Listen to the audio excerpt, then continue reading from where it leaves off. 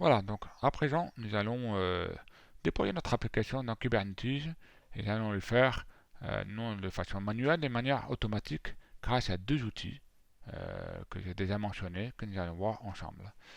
Tout d'abord, on va créer quand même un fichier de déploiement et de services qui sont indispensables pour pouvoir bien déployer notre application dans le cluster de notre euh, Kubernetes local. Donc ici, nous avons un fichier déploiement.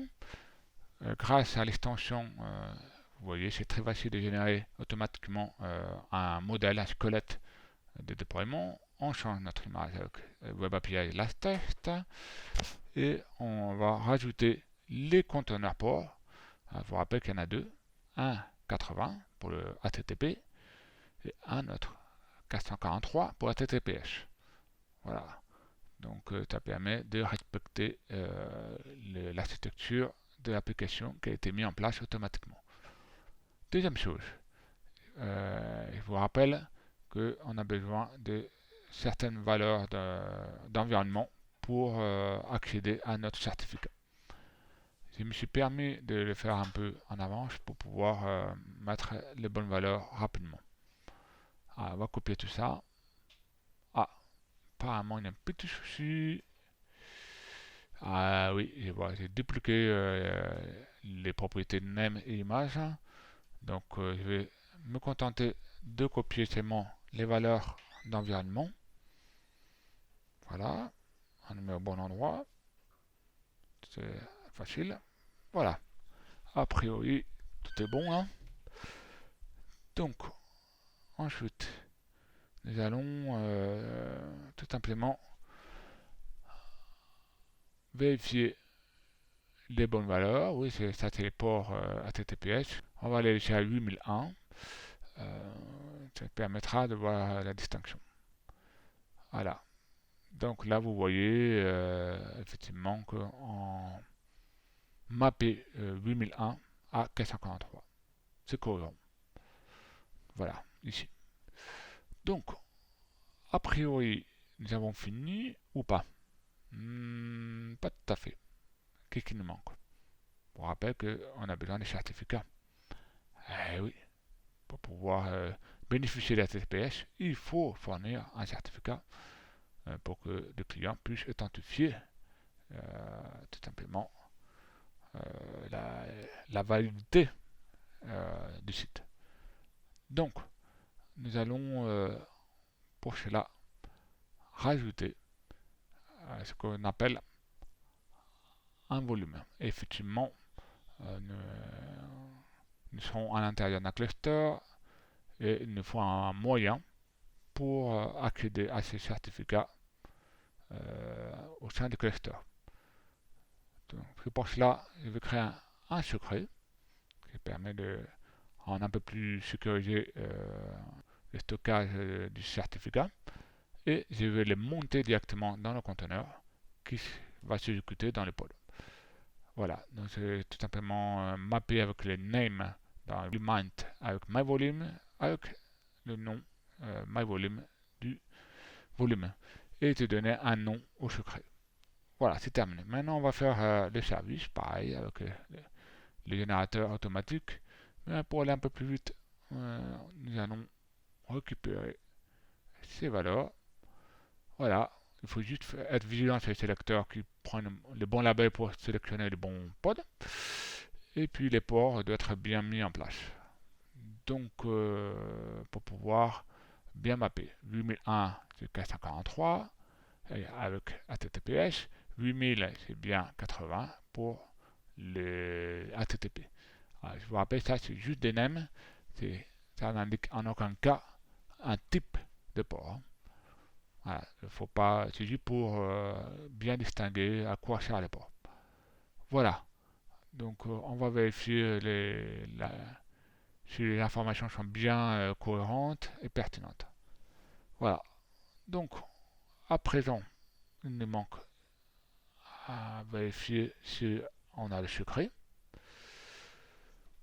Il me semble, il me semble que je l'avais enlevé. Bingo. Donc, on va pouvoir recréer le secret qui va contenir le certificat. Nous allons créer un secret, mais de type générique. Et ceci à partir de 9 fichiers qu'on a créés précédemment, de la même façon pour le Docker. Il nous faut pour cela connaître le nom de ce fichier et bien sûr son emplacement. Et là, nous allons pointer sur l'emplacement. Donc, en conséquence, on va reconstituer le chemin. Donc, pour rappel, c'est dans mon répertoire utilisateur, user profile, on pourra traduire profil utilisateur en français. Donc, on va rechercher le fichier DHP.net, HTTPS, voilà, et à l'intérieur, le fichier. Le but, c'est de recopier le chemin. Donc, c'est ce que je vais faire. Je vais enlever le CD, je vais enlever le nom du fichier. Voilà les pattes à partir du profile. On va rechercher mon terminal. Voilà. Attention de bien respecter les séparateurs des pattes, comme dans Linux. Il faut être cohérent. On n'est pas sous Windows là. Ensuite, nous allons récupérer le nom du fichier. Voilà. Monsieur Gouet me demande, je crois qu'il y a deux petits problèmes effectivement. Tout d'abord, c'est pas code secret au pluriel, mais secret au singulier. Par contre, je suis pas si sûr pour l'emplacement des options. Je vais vérifier, car je ne le fais pas très très souvent et c'est l'occasion de vous montrer comment chercher facilement l'information. Donc, cet officiel de Kubernetes, j'ai quand même bien documenté. On peut voir des exemples de commandes. Oui. Oui. Je pensais que les noms seraient au bout, mais non. Ce serait juste après les commandes et les options. Voilà. Donc, une fois c'est on vérifie quand même. Là j'ai copié le nom du fichier, c'est pas bon. Les noms du secret, il nous faut. Voilà. Une sorte de mapping entre le nom du fichier et un secret. Maintenant que le secret est bien mis dans Kubernetes, on va quand même s'en assurer. Ouais, c'est bon. Donc, le conteneur qu'on va déployer va être en mesure de monter sur ce secret et d'accéder tout simplement au certificat. Voilà, donc a priori nous sommes prêts. Nous allons à présent utiliser un autre outil qui va déployer l'application dans Kubernetes avec Cloud Code. Là, l'option Run en Kubernetes, on rajoute les fichiers de déploiement. On demande d'archiver certains artefacts. On va accepter. On fait Save. Et vous allez voir qu'il vous demande si vous souhaitez garder le contexte actuel du Docker. Donc là, en plus, via code, on dit oui. Via code vous informe que la configuration a été rajoutée dans vos projets. Ça vous évite de refaire chaque fois. Et là, qu'est-ce qu'on voit? On voit que Kfod est lancé, vous voyez la première ligne, en mode dev. Ce qui veut dire, c'est que on n'a plus un mode en Kfod. Ici, il va monitorer tous vos projets, c'est-à-dire les fichiers sources, les fichiers statiques, les déploiements, tout ce que vous voulez. Et dès que vous modifiez, il va tout simplement lancer le build Docker que vous venez de voir. Et en plus, il vient de déployer, je ne sais pas si vous l'avez vu, à la fois déploiement et service dans Kubernetes. Et il nous indique que le projet est disponible et est prêt. Voilà. Donc, à présent, nous allons vérifier que le pod est bien cédulé dans notre node. Vous voyez que le pod, effectivement, est bien cédulé et surtout, et il exécute bien. On peut voir les logs et on voit effectivement que ça tourne correctement.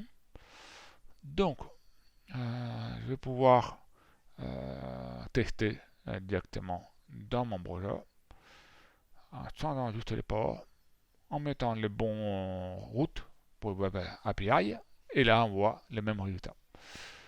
Notre application a été euh, facilement déployée sur Kubernetes local. Sachez que vous pouvez faire la même chose avec Enfold, avec Kubernetes dans le cloud ou à distance dans le réseau. Voilà. Donc, a priori, nous avons fait ce qu'il fallait pour déployer. Sachez que le monitoring tourne toujours. Supposons qu'on veut s'assurer de deux choses. Vous allez modifier euh, le code source pour rajouter quelques logs supplémentaires pour nous assurer que l'application donne les informations dont vous avez besoin, qu'elle tourne bien, que c'est bien ce code qui est déployé aussi dans Kubernetes. C'est quand même important de s'en assurer. Donc, moi, c'est très important de s'assurer que on ne se trompe pas par rapport au code source.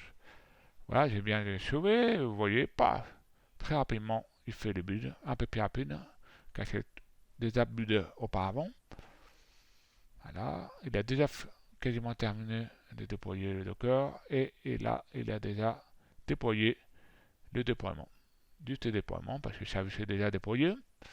Et là, on s'aperçoit que tout tourne bien. On va s'assurer, on relance, pas, c'est bon. Et là, qu'est-ce qu'on voit? On voit en bas nos logs tests qui ont été rajoutés comme il fallait. Donc, on voit que l'application fonctionne bien sur nos browsers, sur le support. Nous allons revoir effectivement dans le service les ports exposés. Voilà, vous pouvez bien contrôler. Ensuite, on va vérifier que l'application est bien déployée dans le cluster de Kubernetes. Les services sont bien disponibles avec le type load balancer. Nous allons également vérifier les pods qui sont bien en exécution, les répliques sets qui ne gèrent pas le déploiement et qui gèrent les pods. Donc, tout fonctionne bien. Bon, ça c'est une bonne nouvelle. Nous allons maintenant voir ce qui se passe quand on arrête l'application et qu'on arrête le keyfold. Le keyfold va arrêter l'application, mais également nettoyer les ressources. Le service a disparu.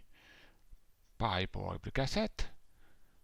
Et on va voir si le pod est déjà arrêté, et c'est le cas. Donc ça nettoie bien l'application. Voilà, donc nous allons terminer cette vidéo avec un dernier cas.